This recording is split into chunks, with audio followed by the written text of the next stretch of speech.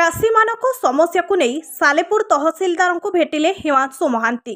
चाषी मानक धान मिलर विधिवत भाव में नेउना 10 किलो कटनी छटनी करी धान नेउछि मिलर। चाषी मानक समस्या जणेबा पई हिमांशु महांती तहसीलदार को भेटिबाक आसिथिले। तहसीलदार उपस्थित नथिले। एडिशनल तहसीलदार सह आलोचना करथिले। जदि 8 दिन भितरे अभियोग न शुणती ताहाले आंदोलन करिबे बोली चेतावनी दैछन्ति। चाषी समस्या सब बड़ समस्या। चाषी ठार आप 10 किलो नौ धान कौन पे नौ मो प्रथम अभियोग था से। द्वितीय अभियोग होती विधिवत भाव में नौना जो मिलर लोक मिलर चलती कि मुझे 8 दिन सार को समय देती।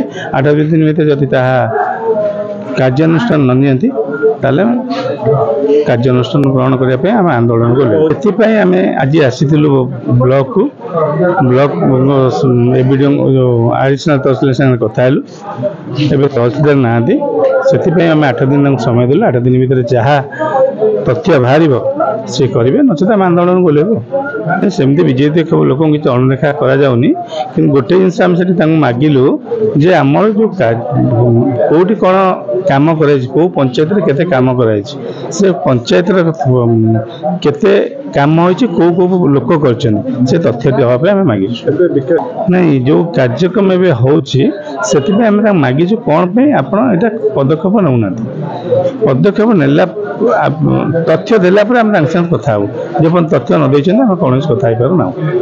मनोज विश्वास ओडिशा रे गोटे दीर्घ दिन धरी गोटे शासन चलता खूब यही वर्ष 8 मास हम शासन अवसान घटी गोटे नीति नियम चलता तेणु नीति परिवर्तन होती विशेषकर धान मंडी व्यापक दुर्नीति होता जो कटनी छटनी नीति ठार आरंभ कर अधिकारी मानकर माने निज इच्छा मर्जी से कार्यक्रम चलता सब बर्तमान बंद कराई जो तार सफर साधारण चाषी टी होती खूब अल्प दिन भर तार समाधान हम किए दाबी नहीं आम मान तरफ आम नेता हिमांशु महांती तरफ दाबी पत्र दिगला माननीय तहसीलदार को ब्लॉक बहुत समस्या नहीं आज वीडियो पाखे आलोचना करागला। साधारण जनता पाखे जनता जो साधारण जनता जहाँ अभियोग ता केमती पूर्ण हम से पदक्षेप नि वीडियो प्रतिश्रुति देले।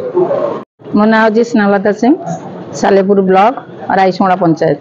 ये जो धान जो समस्या होची अवगत आपण माने समस्ते भी जानी केते काट नौ कौन होची केते दुर्नीति होची तेणु से तहसीलदार पाखक आसी से गुड़िक माने से जोड़ा दुर्नीति होची से विषय कहया अवश्य तहसीलदार अवगत निश्चित थे किंतु घर मालिक जिते मंडीर मालिक से अवगत नथिबे केंती अवगत अच्छा किंतु आमे पुणी सेकेंड थर अवगत करने आसलु